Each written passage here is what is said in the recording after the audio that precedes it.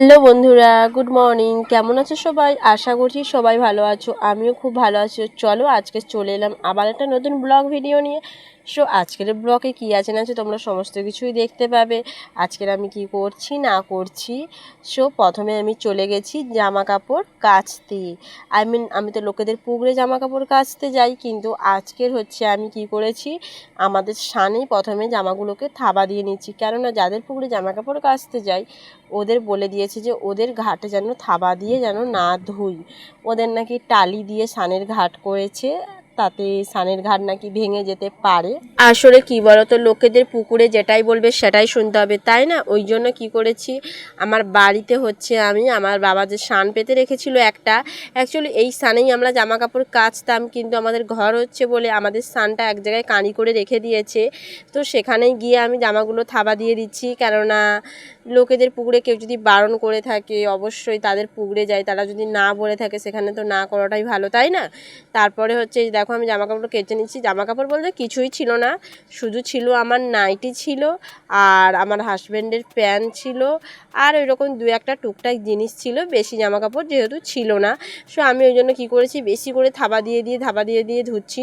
Actually কী বলো তো, এগুলো তো আমার রোজকার জামা কাপড়, আমি প্রত্যেক দিন পরে থাকি, ওই জন্য ময়লাটা যেন বেশি হয়। ওই জন্য আমাকে দুদিন ছাড়া দুদিন কাচতে হয়। বা নিজস্ব পুকুর থাকলে ডেলি কাচা যায়, কিন্তু লোকেদের পুকুরে তো সেভাবে কাচা যায় না, ওই জন্য দুদিন ছাড়া করে আমাকে কাচতে হয়। আর এদিকে দেখো আমি পুকুরে এসে দেখি আমার প্রতিদেবতা এখানে পুকুরে তার ব্যাগ ধুচ্ছে। অ্যাকচুয়ালি ও কাজ থেকে এসছে, কেরালা থেকে, সেই ব্যাগগুলো ধোয়া হয়নি, ব্যাগগুলো ছিল। ও আমাকে বলেছিল ব্যাগগুলো ধুয়ে দিতে, কিন্তু আমি ওর ব্যাগগুলো ধুইনি। কেন ধুইনি বলো তো, এত বড় বড় মোটা মোটা ব্যাগ তো আমি মোটে ধুতে পারি না, আমার জন্য খুব কষ্ট হয় ওইগুলো ধুতে। আর তাছাড়া এই ব্যাগগুলো কীরকম ধুতে হয় আমি জানি না, ওই জন্য কোথায় কি হয়ে যাবে, ওই জন্য আমি বলছি আমি পারবো না বলতে, ও নিজের থেকে এসে যে ধুচ্ছে।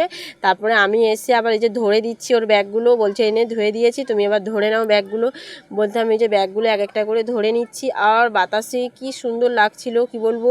আর এই সকালবেলা তো একটা যেন ঠান্ডা একটা বাতাস বাতাস ভাব থাকে, আর পুকুর পাড়ে তো যেন বাতাসটা যেন আরও যেন আরামদায়ক মনে হচ্ছে এই গরমের সময়। পুকুরের ঠান্ডা জলের বাতাস আর পুকুরের কলকলানির শব্দ সেই লাগে পুরো।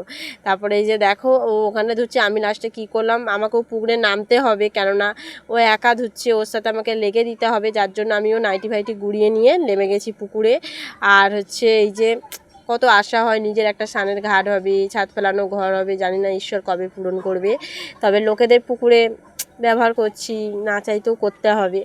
তারপরে এই যে দেখো আমার জামা কাপড়গুলো সব ধুচ্ছি, ওর ব্যাগটা ধুচ্ছি, আমি আমাদের সমস্ত কিছুগুলো যা যা কেচে নিয়ে এসেছিলাম ওইগুলো আমি ধুতে লেগে গেছি। দেখো বর বাইরে থেকে কাজ করে এসছে, তবুও তাকে আমি ঘরেতে কাজ করাচ্ছি। অ্যাকচুয়ালি আমি করাতে চাই না, ও নিজের থেকে কাজ করতে চায়।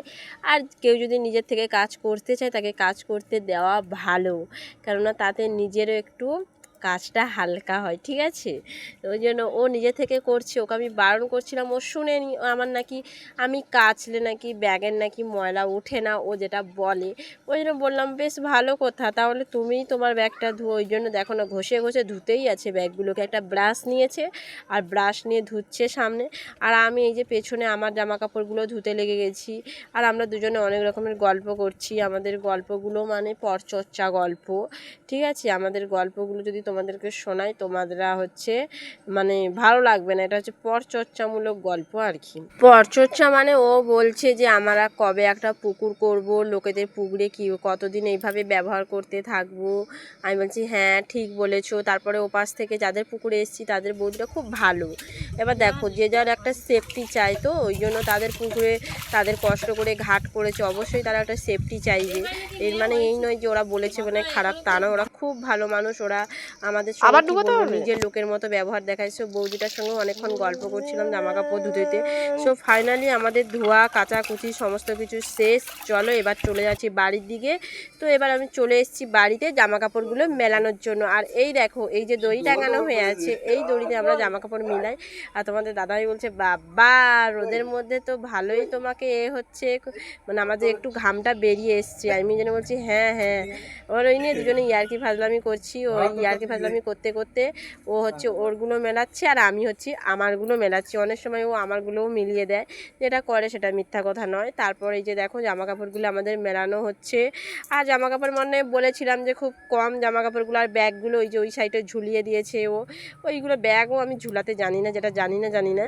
সো তারপরে এই যে দেখো আমাদের হচ্ছে জামা কাপড় মেলানো পুরো শেষ বলতে গেলে। আর যা রোদ উঠেছে গাইস কি বলবো, এত গরম এত রোদ আমাদের এই সাউথ 24 পরগনায়, আমি বোঝাতে পারবো না। বৃষ্টি বর্ষাকাল পড়েছে ঠিকই, বৃষ্টি যে কিভাবে হচ্ছে জানি না।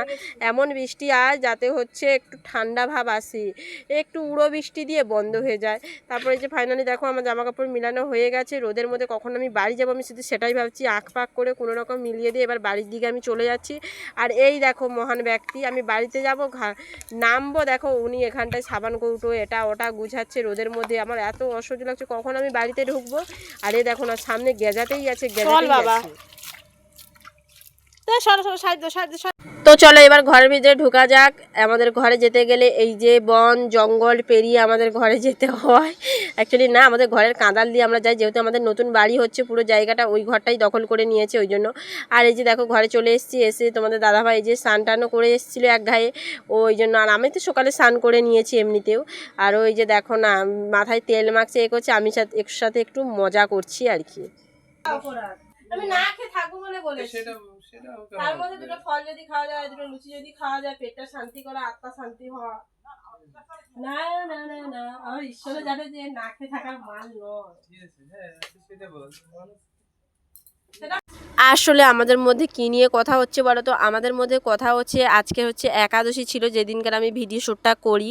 তো ওই জন্য আমি বলেছিলাম যে আজকে না খেয়ে থাকবো, কিন্তু না আমি না খেয়ে থাকতে পারছি না। ওই জন্য আমি ভাবছি যে এই যে আগের দিন লুচি ভাজা হয়েছিল, সেই বাসি লুচিগুলো ছিল, এইগুলো খাবো বলে ভাবছি।